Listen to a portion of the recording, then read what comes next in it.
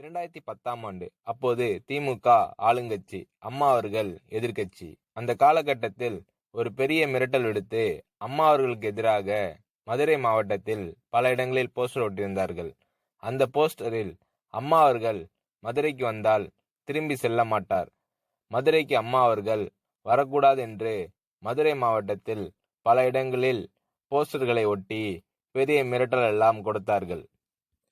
அதேபோல் ஜெயா டிவிக்கும் மிரட்டல் தொலைபேசிகள், மிரட்டல் கடிதங்கள் வந்து கொண்டிருந்தது. ஜெயா டிவியின் செய்தி பிரிவினர் இந்த மிரட்டல்களை பற்றி சின்னம்மா அவர்களிடம் சொல்லி அம்மா அவர்களின் கவனத்திற்கு கொண்டு சென்றார்கள். அம்மா அவர்கள் துணிச்சல், வீரம், கம்பீரம் இவற்றின் ஒட்டுமொத்த உருவம். அதனால் அம்மா அவர்கள் நான் மதுரைக்கு போய் தீருவேன், பொதுக்கூட்டத்தில் பேசியே தீருவேன், எது நடந்தாலும் எதிர்கொள்வேன் என்று சொல்கிறார்கள்.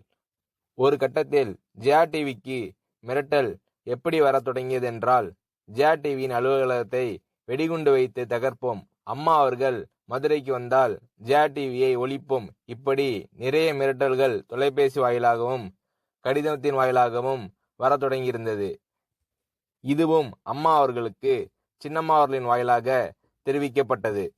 இந்த மிரட்டல்கள் எல்லாம் கடந்து அம்மா அவர்கள் மதுரைக்கு சென்று பிரம்மாண்டமான பொதுக்கூட்டத்தில், லட்சக்கணக்கான மக்கள் கூட்டத்தில் எழுச்சி உரை ஆற்றும்போது, ஒரு எதிர்க்கட்சியின் தலைவி என்ற முறையில் என்னை நீங்கள் மிரட்டுங்கள், ஒரு எதிர்க்கட்சியை நான் நடத்துகிறேன் என்பதற்காக கழகத்தை மிரட்டுங்கள், ஜெயா டிவியை எதற்காக மிரட்டுகிறீர்கள், ஜெயா டிவியின் அலுவலகத்தை நீங்கள் தகர்த்து விடுவீர்களா, ஜெயா டிவியை நீங்கள் ஒழித்து கட்டி விடுவீர்களா, பார்க்கலாமா, ஜெயா டிவியை ஒழித்து கட்டிவிட்டால் என்னுடைய அரசியல் குரலை ஒழித்து விடலாம் என்று கனவு காண்கிறீர்களா, ஜெயா டிவி என் உயிருக்கும் மேலானது, நான் என்னுடைய உயிரை விட அதிகமாக நேசிப்பது, என்னுடைய அரசியல் கரமாக நான் போற்றி புகழ்வது, அதன் மேல் நீங்கள் கை வைப்பீர்களா, பார்க்கலாமா என்று அம்மா அவர்கள் எழுச்சி உரையாற்றுகிறார்.